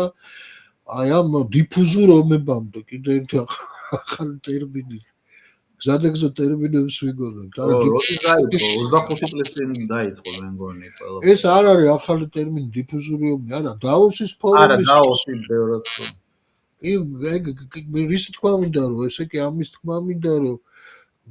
მოძველდა ასე ვთქვათ დავოსის ნარატივები მოძველდა ახლა უკვე სცენაზე არიან უკვე სუპერ აქტორები ესე ახლა შვაბი იყო ასე ვთქვათ მუცლით მეზღაპრე აი რაღაცებს იგონებდა რაღაცებს ლაპარაკობდა კი ზოგჯერ საინტერესო რამეებსაც მოსაზრებებს და ნარატივებს გზავნდა და ეს დღევანდელი აქტორებია რა, სილიკონის ველი რა ვთქვათ, რაც რომელსაც აქვს პრეტენზია, რომ მომავლის პოლიტიკა მათ ხელთ ესენი იქნებიან, ასე ვთქვათ, ბრძანებლები.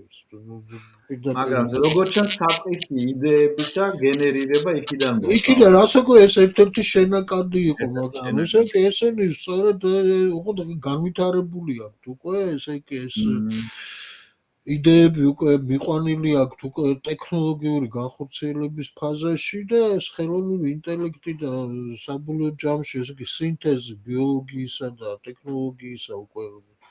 ანუ კიბორგი ეს კიბერნეტიკული ორგანიზმი homo deus რასაც ეძახის ეს იგივე ეს ხარარია რა ამას და ან კიდე რაც არის ვთქვათ ტერმინი ესეთი ანთროპოლოგიური განხეთქილება რა როცა ეს კაცობრიობა იყოფა ბიოლოგიურად ორ სხვადასხვა სახეობად ერთი ესე იგი ჩვენ მოკვდავი ადამიანები ჩვეულებრივი და მეორე აი ეს ასე ვთქვათ სინთეზით მიღებული ტექნოლოგიებთან შეწყმით მიღებული რაღაც ახალი კიბერნეტიკული ორგანიზმები რომლებიც იკავებენ ისეთ მდგომარეობას როგორც მაგალითად გააჩნდათ ყველაზე უფრო კარგი შედარება იქნება ოლიმპოს ღმერთებს ძველ ბერძნულ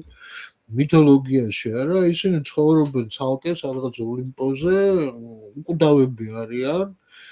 ადამიანებს ისევე განაგებენ როგორც ოლიმპოს ღმერთები და ნუ პრაქტიკულად ესე იგი მუდმივ ნეტარებაში არიან და ამბროზიას შეექცევიან ეს ამბროზია კიდე არის ესე იგი ჩვენ მიერ მიტანილი ძღვენი მათ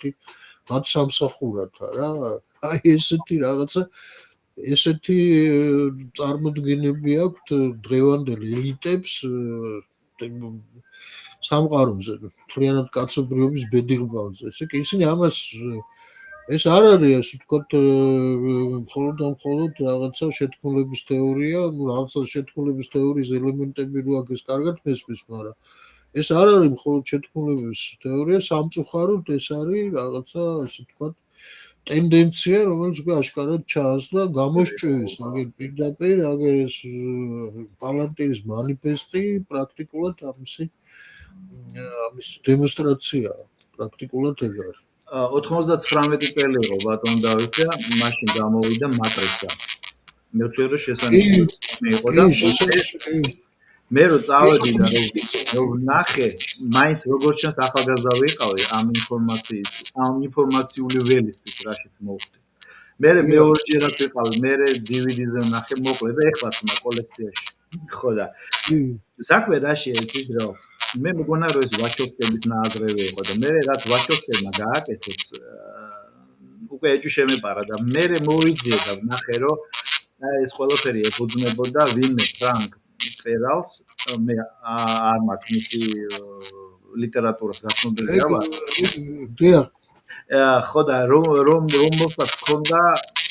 ერთგვარი მანიფესტად წება რადგან დაეფუძნა მე მატრიცას სცენარი და იცით რა არის ყველაზე უცნაური რომ აი 99 წელში იწყებოდა ზონდირება საზოგადოების ანუ სამყაროსა და ფსევდოსამყაროს რო ჩვენ ვართ რეალურად აპლიკატორები რასაც ახლა იგივე წილი და იგივე კარტი ამბობ რო ჩვენ ვართ მოხმარების სივრცე და არიან მომხმარებლები ხდებით აი დიახ ესე იგი ორი არსებობს ესე იგი ჩვეულებრივი რეალობა ესე იგი ეს პირდაპირაა კაცო ეს თქვენ ძალიან ზუსტად მეაგენით ამ ძირს ამ კონცეპტის არა და ეს კონცეპტი აქ კარგად ჩამოყალიბებული იგივე ხარ არის როცა ლაპარაკობს სამი ტიპის სამ რეალობას არსებობს ესე იგი ობიექტური რეალობა ცოტა ესე იგი კანტის ფილოსოფიაში კი არ მინდის არსებობს ესე იგი ესეთნაირად მარტივი ენით ამბობს ამას არსებობს ობიექტური რეალობა არსებობს სუბიექტური რეალობა და არსებობს ინტერსუბიექტური რეალობა და კაცობრიობის ისტორია ეს არის ინტერსუბიექტურობა არის სწორედ აი ის ვირტუალობა ის მატრიცა რასაც ეს რა არის ეს არის ესე იგი გარკვეული რეალობის გარკვეული სახე რომელიც მასობრივად ესე იგი მთელ საზოგადოებაში არის აღიარებული როგორც ერთადერთი რეალობა რა ეს აი პლატონის გამოქვაბულის მიცრომიოდიგენ დაახლოებით ეგ არის მაგრამ ეს კონცეპტუალურად ეს ხედვა ესე იგი ადამიანი ოპერირებს ინტერსუბიექტური რეალობებით და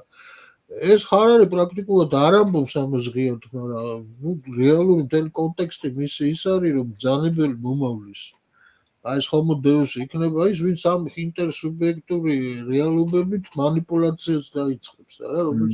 რომელიც იბრძანებლებს ამ ინტერსუბიექტურ რეალობებს და შექმნის ისეთ ინტერსუბიექტურ რეალობას, როგორც ამ მატრიცას.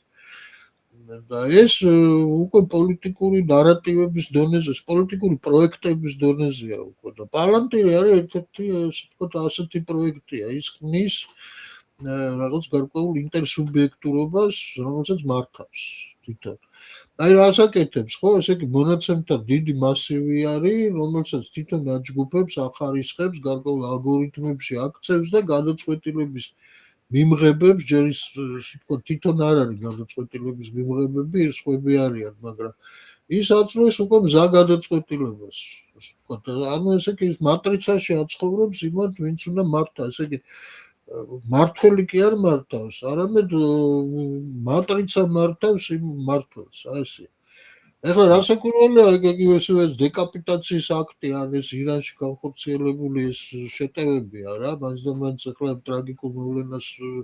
ბავშვების დახოცვას მოვიტყვით, მაგრამ ნუ სხვა სამიზნეებზე შეტევა რა. რასაკვირველია, ეს წინასწარ გათვლილი არის, გარკვეული მატრიცა არის და ვინც ამას, ასე ვთქვათ, გადაწყვეტილებას იღებს, სამხედრო მეტაური გენერალი იქნება ის რასაკვირველია ამას მატრიცის სახით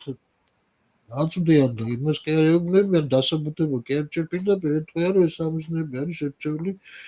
ხელოვნური ინტელექტის მიერ და ამას გადამოწმება არ უნდა და არ ჭირდება არავითარი, ასე ვთქვათ, არგუმენტაცია, სხვა ლოგიკური გაცვლა და სამხედრო ოპერაციების დაგეგმა მთლიანად არის, ვთქვათ, ამ ხელოვნური ინტელექტის კომპეტენციაში და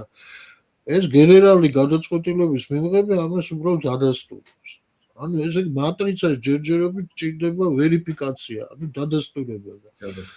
მოვა დრო, როცა ესე იგი ეს პიტერ ტილი აიღებს ხელში, ესე იგი ვთქვათ, ფიგურალურად ვამბობ, ახლა პიტერ ტილი იქნება სხვა ვინმე რამშოვრ, როცა ესე იგი ეს პალანტირი აიღებს ხელში ძალაუფლებას, იმას უკვე ვერიფიკაცია აღარ დაჭირდება. ეს პირდაპირ რასაც გადაწყვეტს, იქვე აღსრულდება. აი აქეთკენ მიდის და ეს არის სწორედ ის homo deus, რასაც არ არის ამბობდა და ჩვენთვის რა აქვს გათვალისწინებული? ჩვენთვის აქვს გათვალისწინებული ინკლუზიური კაპიტალიზმი, რაც მასკის, ასე ვთქვათ, ცინიკური განცხადებით ნიშნავს, რომ მთავრობა დაგვირიგებს ფულს. იმდენს, რამდენი საჭიროა. რამდენი იქნება საჭირო? ნუ ეგ უკვე იმაზე ეგ უკვე მუშნის არანდეას ის არის ფრაზა. კაცი უნდა იყოს ჯამაგირს და არა ჯამაგირი. ბატონ დავით და ეხლა საქართველო. ესე იგი მე 2016 ჩამოვედი აქ და ვიყავი თითქმის 59 წლის, ანუ ჩამოყალიბების დასრულების ეკიკის, სოფხედლობის და ასე შემდეგ და 2017-ში ტექნომუსიკის მოყვარული ვიყავი და შესანიშნავი სივრცე არსებობს მაგისტრის ბრუკლინში, ბრუკლინ მირაჟი ქვია. და ასევე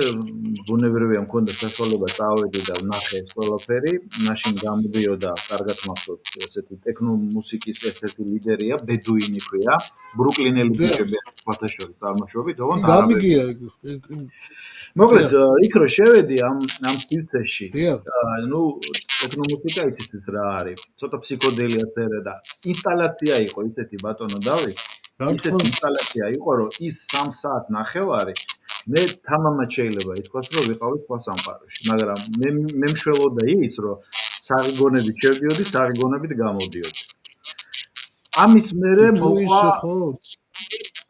მერე იყო მცდელობა, რომ ნევადის შტატში ეთყობა, ეხლა აღარ ვიცი ეთყობა თუ არა, მაშინ მაინტერესებდა Burning Man იყო ესე, 3 დღიანი ელექტრონული მუსიკის ფესტივალი იყო, აბსოლუტურად უდაბნოში და შემდეგ პირობითად ბალს ყავდნენ, ანუ თაყვანის თემა იყო ერთგვარი. და ეს იმიტომ მოყვევი ეს ყველაფერი, რომ მსგავსი რამ თუ არ მეშლება 5-6 წლის წინ ჩვენ ახალგაზრდებს ჰქონდათ ეს ცდელობა, ლისის ტბაზე აქონდათ. ბოდიში, ხო, ლისის ტბაზე. და მსგავსი თაყრილობა უნდა ყოფილიყო, იქაც ეს ფიტული არ ქონდათ, მე მგონი TV ზვინებით იყო აწყობილი. დარწმუნებულობა 93% არც ესმოდა ეს რა რიტუალი იყო, გარდა ალბათ ორგანიზატორებისა და მე ხლა სულ ყველაზე მნიშვნელოვან საკითხს. მე 59 წლის კაცი, რომელსაც ნარკოტიკს არ მოვიხმარდა, იქ იმ 10000 კაცი მე მგონი ყველა underdrug იყო და ისინი კიდე ამ ინსტალაციას ხო ხვდებით როგორ აღიქოვდნენ. მართლა ვირტუალურ სამყაროში იყვნენ გადასულები და გავიდა წლები და მე აქედან მართალია ნიუ-იორკში ვარ და უყურებ აი ამ ცვლილობას ეს ხალხი ეს დათოწავად გამზადებული ფიტული რაღაც პირობითად ბაალის ნიშანი და ასე შემდეგ და ესე იგი რითიც დავიწყე საუბარი ეს მარაოსავი დედება მთელს სოფლიოს და თქვენ როგორ ფიქრობთ იქნება საშუალება რომ იმ გეოპოლიტიკურმა ველმა გეოგრაფიულად თუ პოლიტიკურად რომ დისტანცირება გააკეთოს ან რაღაც ცივილიზაციური ნაპრალი შეიქმნას თუნდაც ხელოვნური მიხვდით რომ ჩვენ ამ კი გასაგებია და ეს არის ძალიან სერიოზული და ფუნდამენტური ხასიათის შეკითხვა რომ შეძლებს კი ან საქართველოს თავისი ცივილიზაციის დაცვა დანარჩენი ვინც ანუ კი ბატონო ჩვენ საქართველოს გვაინტერესებს და მე ზედადად ვყავ ლაპარაკობთ ესე გარკვეული ვთქვათ დაცვის შექმნას ამ საშინელი ყოვლისწამლიკი უბედურებისგან რა ბაალის კულტი საქართველოში რა ფორმითაც და როგორც კიდე გავრცელდეს შეიძლება გაცილებით უარესი იყოს ვიდრე თავის დროზე იყო რუსული კომუნიზმია რა მაგალითად არ ვიცი ძნელი შესაძლებელია მაგრამ ისე საერთოდ ძირი აქვს მაგრამ რისი თქმა მინდა რომ ერთადერთი გამოსავალი აქ არის რომ ესე იგი ეს ცივილიზაციური ერთობა რაც საქართველოს გააჩნდა იდენტობა ცივილიზაციური იდენტობა შევინარჩუნოთ სწორედ აი ამ ჯულზე დაყრდნობით რა და ეს უკვდავი ფორმულაა რა ვთქვათ მამული ენასარწმუნოება რაც არის ილიას ფორმულა და რომელიც მოდის ჯერ კიდე წინვალე მე-10 საუკუნიდან მე-10 საუკუნის ნომოსია ასე ვთქვათ გიორგი მერჩულესგან მერჩულე გახდა იურისტი ხო მესჯულე ანუ მერჩულე და მისი ფორმულაა ხო ესა ქართულად პრიადი ქვეყანა აღირიცხების რომელსაც შინა ჟამი ქართულად შეიწირვის და ლოცვაი ყოველი აღესრულების არა ქართულთა ენითა ეს არის ხო ეს აქაც ეგ არია რა ესე იგი ტერიტორიული იდენტობა ესე იგი პრიადი ქვეყანა მამული რასაკვირველია ენა ქართულთა ენითა და რასაკვირველია სარწმუნოება რა მაგრამ აქ არის კიდე ერთი დამატებით რა ლიტურგია ანუ ეს რისთვის ხდება ესე იგი რისთვის გჭირდება ეს ქართული ენა ესე იგი ეს იდენტობა რისთვის აქვს ხო იმისათვის რომ ეს აღასრულო ეს ლოცვაი ყოველი ასე იგი ლიტურგია აღასრულო აქ კიდე ერთხელ უბრუნდები იმას რომ ეს ლიტურგია მასდამე ცხაფთო არ არის ეს არის საერო ლიტურგიაც არის ხო ესე იგი საერო მსახურებაც არის რასაკვირველია ახლა გიორგი მერჩული ახლა გრიგოლ ხანძთელის ცხოვრებაზე წერს და ეს საფრთხო ლიტურგიას გულისხმობს უწინარესად და ის არის ლიტურგიათა ლიტურგია მთავარი ის არის არა მაგრამ აქ იგულისხმება ასე ვთქვათ ასევე საერო ცხოვრებაც არა საქართველოს სამეფო როგორც პოლიტიკური სუბიექტი როგორც აი კარლ შმიტის კლასიკური სუვერენი რომელიც იყო დავით აღმაშენებელ შორსავალთ ახლა ისტორიულ წეღსოში, მაგრამ მე მინდა თქვა, რომ ესე იგი გამოსავალი ეს არის. ესე იგი აი ამ ლიტურგიულ ჯულზე დაყრდნობით ამ იდენტობის შენახვა და შენარჩუნება. სხვა არავითარი რეცეპტი აქ არ არსებობს და ამას ერთი ადამიანი, ორი ადამიანი, 10 ადამიანი ვერ დაუდგება წინ. რასაკვირველია, ამას სჭირდება, ასე ვთქვათ, ეკლესია, ეს რაც არის ჩვენი წმინდა 60 ქულო მართლმადიდებელი ეკლესია და ამას სჭირდება ქართული სახელმწიფო რომელიც თავის იდენტობაზე იდგება ბოლომდე და დაიცავს ამ თავის ჯულს და უნიკალურ ვთქვათ გამორჩეულობას რა და ამას ემსახურება ის პოლიტიკაც რასაც ქვია ერთგვარი ასე ვთქვათ სტაბილურობის კონსულის შექმნა ამ დიფუზიურ და ძალიან არამყარ და მეტამოდერნულ სამყაროში არა აი ეს შუა დერეფანი რომელიც უნდა იქცეს ასე ვთქვათ ეს ვთქვათ ლიტურგიულს ესე კეთილმსახურების სივრცეთ როცა ყველასთვის იყოს ეს მისაღები ხელსაყრელი ყველასთვის იყოს გაზიარებული და ყველა მიშოვოს ის რაც სიკეთეში გამოადგება რა საერთაშორისო თვალსაზრისითაც და ქვეყნის ასე ვთქვათ შიდა თუგლებელ-სამეურნეო თვალსაზრისითაც. აი ეს სტრატეგია უნდა გქონდეს და ნუ მაშინ რასაკვირველია ბაალის კულტი აქ ვერ შემოვა. ესე თუ იქნება, ბევრჯერ იყო მცდელობა რომ შემოსულიყო საუკუნეების განმავლობაში და იქნება კიდე ესეთი მცდელობები, მაგრამ არ გამოვიდა. მერცმა დაიფარა და ქართველების ხელით ეს მიწა კვლავ რჩება, ასე ვთქვათ, საკრალო სივრცეთა რა, სადაც სვეტი ცხოველში საქართველოს ცხელი გული ასვენე, ანუ ქრისტეს კვართია. რა იქ არის. აი ესეთი იმედით უნდა ვიყოთ. ძალიან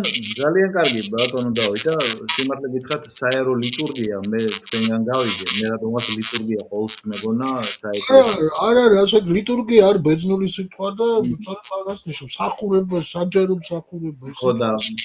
ჩვენი წინა პოდკასტიდან გავნა იანეთ შემდეგ მე ბუნებრივია არა რა თქმა უნდა რასაც გულისხმობდა რაც არის ესე აქ რა არის იცით ესე აქ მოხდა ესე თქვათ ენის ესე რაც ეს მოდერნი დაიწყო ესე ენის თქვათ ცვლილება გამოდერნულება მოხდა რა ჩვენ ახლა ვლაპარაკობთ იმ ტერმინებით რაც არის მოდერნისტვის დამახასიათებელი და ლიბერალური დემოკრატიული პარადიგმის შიგნითა ვართ რა ესე იგი ჯული გვესმის როგორც ასე თქვათ მხოლოდ როგორც რაღაცა ასე თქვათ საფრთხო ჯული და ამ დროს ჯული არის ქართული სიტყვა და ნუ შესატყვისი ზუსტად არ არის სამართალი არის ჯულის ნაწილი არა მარტო სამართალი ესე იგი ჯული მარტო სამართლით არ ამოიწურება ისე ჯულის კანონით ხო მაგას გულის არა ჯულის კანონის კანონია ხო ეს არის ის ნორმაა რაღაც ნორმათა კრებულია მაგრამ ჯული მთლიანობაში ეს არის ნომოს ასე ცხოვრების წესი ნირია ცხოვრების აი ნომოს რასაც ბერძნებელს კი ეს არის რაც განსაზღვრავს ადამიანის ყოფის წესს, ყოფიერების, ასე ვთქვათ, მთავარ modus vivendi-ს, რა, ეგ არის და modus vivendi-ა, ეს არის და ესე იგი ეს მოიცავს რასაკვირველია სამართალსაც, ეს აუცილებლად გულისხმობს სამართლიანობასაც, რომელიც ზეგარდმოა, ისა სინდისიდან მოდის და სინდისი უფლის ხმა ადამიანში არა სამართლიანობა სამართლიანობის გარეშე არაფერი არ არის რადგან პირიქით შეიძლება ძალიან ძიმე და საშიში იყოს იმიტომ რომ დასჯის და რეპრესიის და დაშინების და ზედამხედველობის ფუნქცია აი როგორც პალატელი ცდილობს რომ ეს გააკეთოს და ამ ასევე მოიცავს როდესაც სიმართლეს ჭეშმარიტებას სიმართლეს და როცა ჯულზეა ლაპარაკი იქ უნდა იყო აუცილებლად მართალი სიმართლეში უნდა იყო სამართლიანი უნდა იყო და სამართალი უნდა დაიცვას მართალი სამართალია ეს არის თქვათ ჯულის ყველაზე უფრო კარგი შესატყვისი ეგ იქნებოდა მაგრამ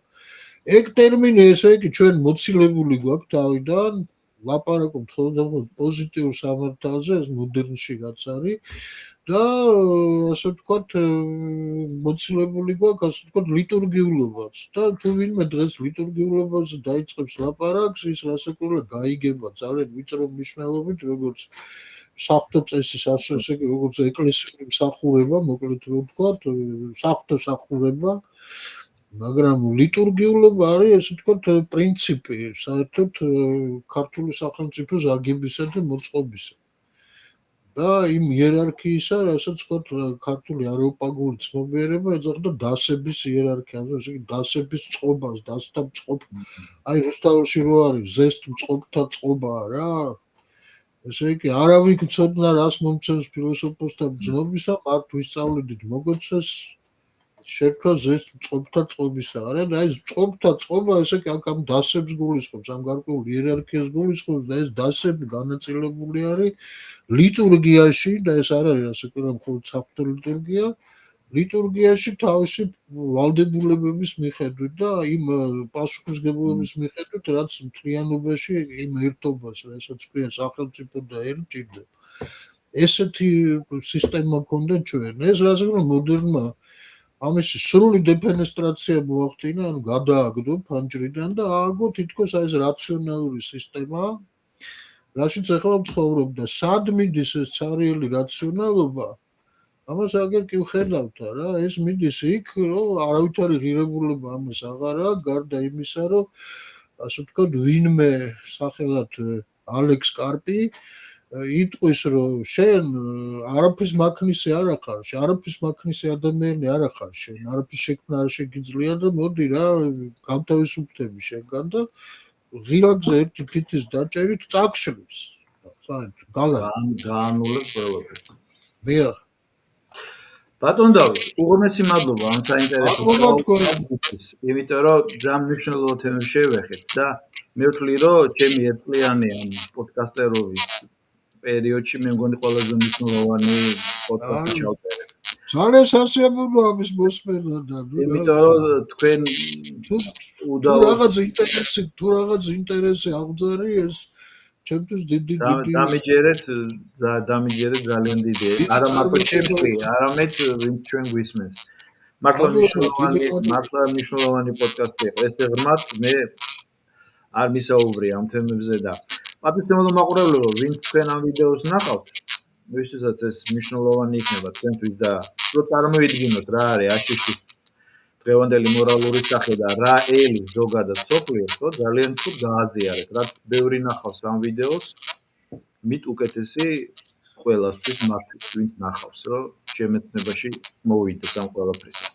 ბატონო დავით ისე სანამ დაგემშვიდობებოდით მე ვიცი რომ სოფლიო ჩემპიონატს უყურებთ როგორც ყველა თქვენი ფავორიტი გუნდი ვინ არის ესპანეთი მაგრამ არ ვიცი საფრანგეთთან ძალიან გაუჭირდება ნახევარფინალში ალბათ შეხვდებიან ანუ მაროკო გამორიცხეთ უკვე მაროკო ახლა საფრანგეთთან ვერა საფრანგეთის შემწირებელი თუ არის ვინმე ალბათ არის ესპანეთი ისე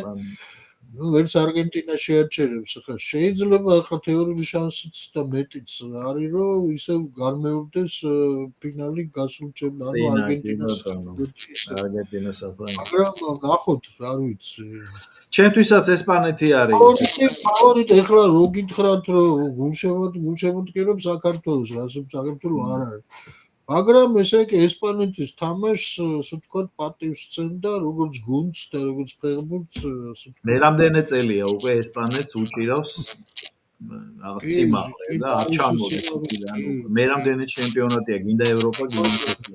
კი ბატონო ნუ არგენტინა მესია რა რეალურად და მესის გარეშე არგენტინა არაფერი არ არის ხო ეს რაღაცა ეგ არის სწორედ და არ ყოფნის ნუ სათამაშო არაფერი არ ყოფნის ეგვიპტის ნაკრებთან გამოჩნდა რომ სათამაშო კლასი არ არის მასშტაბის რომ საფრანგეთს თუნდაც იგივე წინააღმდეგობა გაუწიოს ღირსეული და ნახოთ არ არის ასე რომ სერიოზული გუნდი ყავს ასევე ინგლისსაც თუმცა ვერ მოვა საფრანგეთს ალბათ მაინც ბევრად ჩამორჩება ერთადერთი აი ესე ვფიქრობ რა ვიცი რომ ესპანეთს შეუძლია ღირსეული მეტოქეობა და მაინც ვიხრებ იქითკენ რომ სოფლიო ჩემპიონი საფრანგეთი გახდება მაინც ეგრე თუმცა ესპანეთი უფრო მესიმპათიურება რა მე მოკლედ ეს ლირიული გადახვევა იყო ბატონ დავით კიდევ ერთხელ დიდი მადლობა საუკეთესო სურვილებით გემშვიდობებით და მომავალ შეხვედრამდე იმიტომ რომ თემები ბევრია და მადლობა თქვენ დიდი მადლობა ეს საათი თუ კაი ბევრი ვისაუბრეთ საათი და 23 წუთი თუ არ დავყალებ სმენელი და მაყურებელი არა ეს ისეთი ფორმატია თან როცა შემეცნებით ინტელექტუალურია უნდა გამოგყვეთ ახლა მე TikTok-ის ფორმატში არ მაუწყებლო ბატონ დავით კიდევ ერთხელ დიდი მადლობა და მომავალ შეხვედრამდე მადლობა თქვენ ნახვამდის კი ბატონო ნახვამდის